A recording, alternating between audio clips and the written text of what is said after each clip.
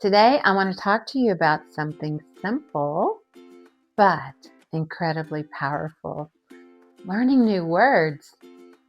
The Oxford Dictionary Word of the Year for 2024 was brain rot. That phrase describes what happens when our minds become overstimulated by junk information and understimulated by meaningful learning. But today, we're talking about the opposite. Hello, everyone, and welcome to Thrive Bright Minds. I'm Penny Brown, and for over 20 years, I've helped older adults keep their brains active, confident, and engaged. We're talking about brain growth because every time you learn a new word, something remarkable happens inside your brain. And this is not a motivational talk. This is neuroscience. When you encounter a new word, your brain doesn't just store a definition, it activates multiple systems at once. Your memory system lights up, your attention system engages, your meaning and language centers begin making new connections, and your frontal lobes, the part of your brain responsible for planning and decision making, they begin organizing that information. Now, that's a full brain workout. Research in cognitive neuroscience shows that learning vocabulary strengthens what's called elaborative encoding. Now, that simply means when we connect a new word to meaning, to a story, or to something we already know, the brain stores it more deeply. That's why learning words in sentences works better than memorizing a list. Your brain remembers meaning better than memorization. So now here's where it gets exciting. When you learn a new word, your brain builds new neural pathways, and this process is called neuroplasticity. For many years, scientists believed that neuroplasticity slowed down dramatically after early adulthood. We now know that that's not true. Brain imaging studies show that adults, even older adults, they form new neural connections when they learn new vocabulary. Think of it like building new roads in your mind. The more roads that you build, the more ways your brain can travel to reach information. And each time you practice that word, when you say it out loud, when you write it down, when you use it in a conversation, the connections between your brain cells grow stronger. There's a phrase in neuroscience, neurons that fire together, wired together. Well, practice strengthens those pathways, and that makes recall faster and easier. But there's more.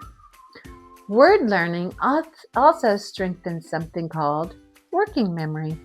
Working memory is your brain's mental workspace and what you use when you hold a thought in your mind, or when you follow a conversation or solve a problem.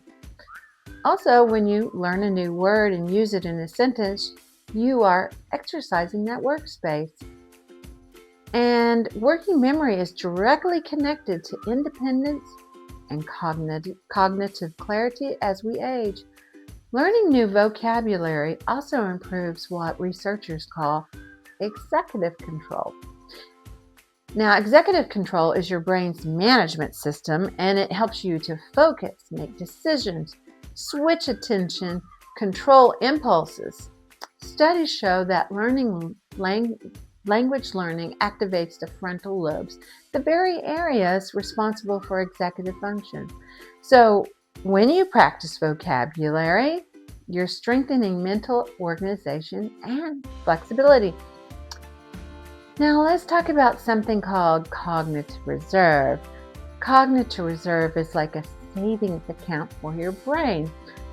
Long-term aging research shows that people who regularly engage in intellectually stimulating activities like reading, learning, engaging language often show slower cognitive decline. Even when brain changes occur, individuals with greater cognitive reserve often function better for longer. It's not that their brains don't age, it's that they have more backup pathways, more flexibilities, more resilience. And here's something else to remember, something else memory science teaches us. There's a principle called the spacing effect. Research shows that short, regular learning sessions strengthen long-term memory far better than cramming. So you study for 5 minutes a day. It works better than 1 hour once a month. Consistency builds strength gradually, just like exercise builds muscle. Learning words build neural resilience, and here's what I love most about this. You don't need an expensive program. You don't need to be bilingual. You don't need to memorize a dictionary. You just need curiosity. Learn one word, use it in a sentence, say it out loud, and teach it to someone else. When you speak a word, you activate motor areas. When you hear it, you activate auditory areas. When you understand it, you activate meaning networks. Now, the more areas involved, the stronger the memory trace. Every word you learn is a small act of brain strength training, and these small acts build up over time. They're not temporary, they accumulate, they compound. And when you teach the word to someone else, this is called retrieval plus teaching effect. Research in memory science shows that when we explain something to someone else, we strengthen our memory recall, it organizes information more clearly, and it deepens the understanding of the word. It also increases the long-term retention. When you teach a word, your brain has to retrieve it from memory and put it into your own language and connect it to meaning. So explain it clearly. When you explain it clearly, that activates multiple brain systems all at once.